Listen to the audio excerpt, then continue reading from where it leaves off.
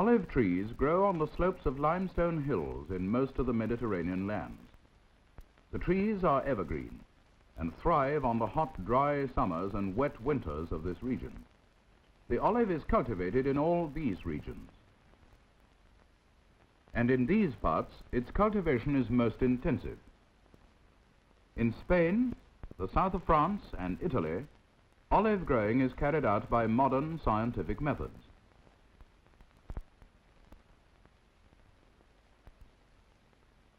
In Cyprus, Greece, and Palestine, the cultivation of olives is fairly well organized and up to date.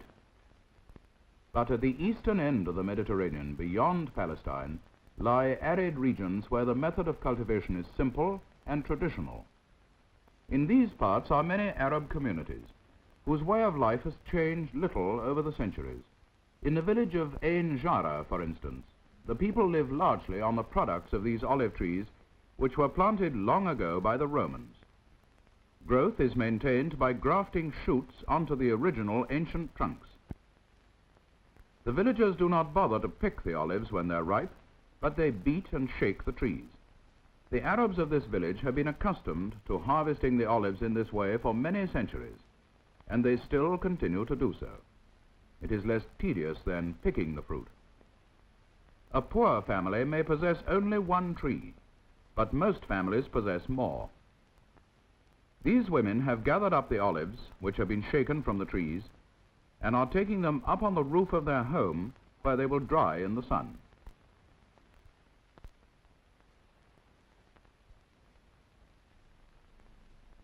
Some of the olives will be eaten whole with other food. The rest will be crushed and squeezed so as to get the oil from them, which is used for both cooking and washing. When the crop is good, some of the oil may be sold to people in nearby towns, who appreciate it quite as much as the villagers. But usually, in this little village, they need all the oil and olives for their own use.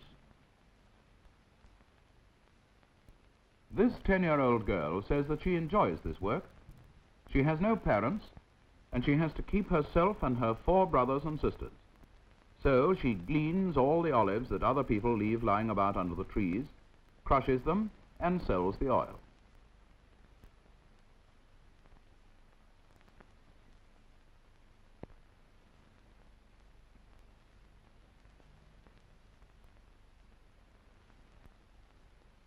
These people have crushed their olives into pulp, using the same primitive method as that adopted by the little girl.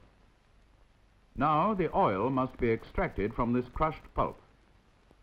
It is put into a pot and boiled. This makes most of the oil come to the top, but there is still some oil left in the pulp. In order to get the last possible drop, the pulp is put into a fresh pot to cool and then squeezed.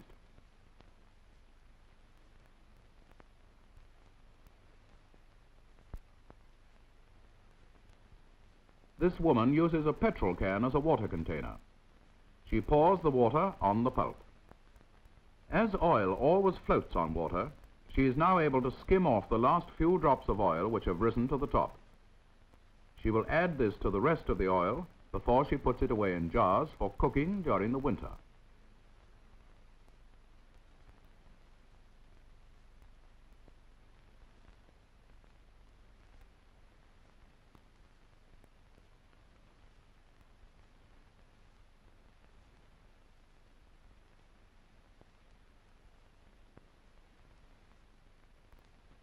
Some of the villagers are better off than others, as they have simple machinery for crushing the olives. This is an easier way of working than that used by the little girl. These men have made the work easier still by using oxen to pull the mill wheel round.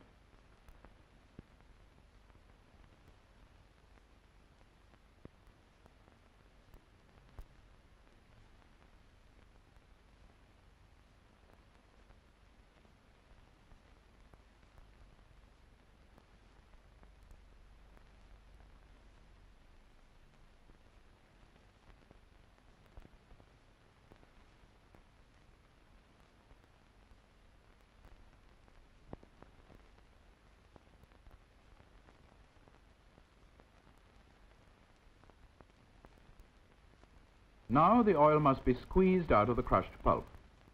Instead of being boiled and skimmed, as we saw earlier, the pulp is put into rush baskets, ready for the press.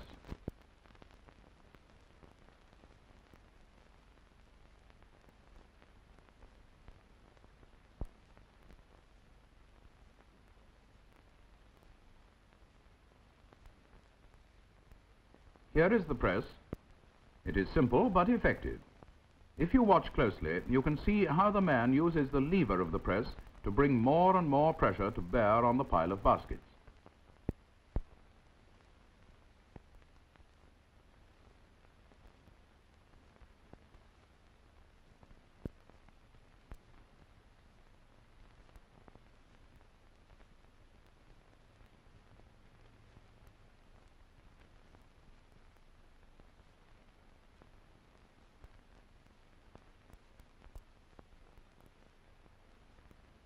The baskets containing the pulp are soft and yield beneath the pressure, and so the oil is squeezed out.